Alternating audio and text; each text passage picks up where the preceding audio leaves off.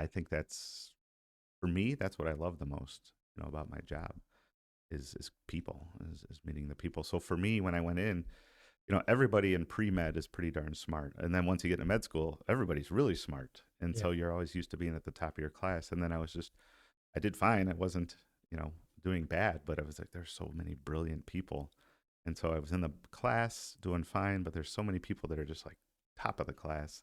Yeah. And it was kind of different that ways. But I never felt like I struggled or I wasn't where I was supposed to be. Um, but then when you jump into the patient care, that's where I felt like I excelled. Like That's what's most important, this I is what I think, like. because being an adult, I'd like to consider myself an adult. Like, like the mental fortitude is something that it doesn't matter how smart you are, how brilliant you are. Like, you don't know how you're gonna handle that.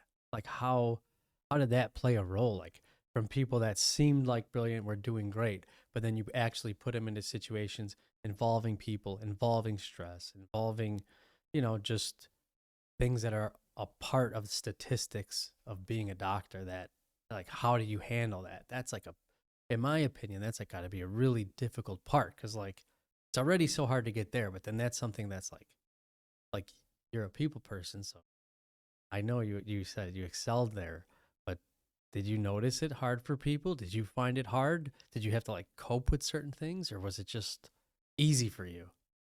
Yeah. Hmm. Good question.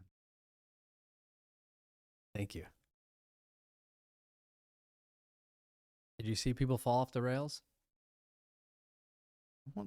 I think what's interesting to me is it seems like there's certain personality types, as a generalization, not Yeah. as the rule, that kind of tend to go to different fields.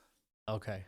So I think I really didn't see people fall off the rails, to be honest, in terms of that care. I've seen people that like were the maybe the more brilliant side of the book medicine, and then it's like you can't even explain to the patient like the basic thing, or you don't perceive, you can't read the room. You can't read the room and kind of see what they're really worried about. Not that they weren't trying their best, but so I've seen that. But I do think that as a generalization, which isn't always the best thing to do, but certain personalities might go into surgery, and certain personalities might go into psychiatry, and certain personalities, go into ER, right? So it's kind of interesting. I think that the different personalities, not as a rule, but you can kind of see that. I think They the find their niche. yeah,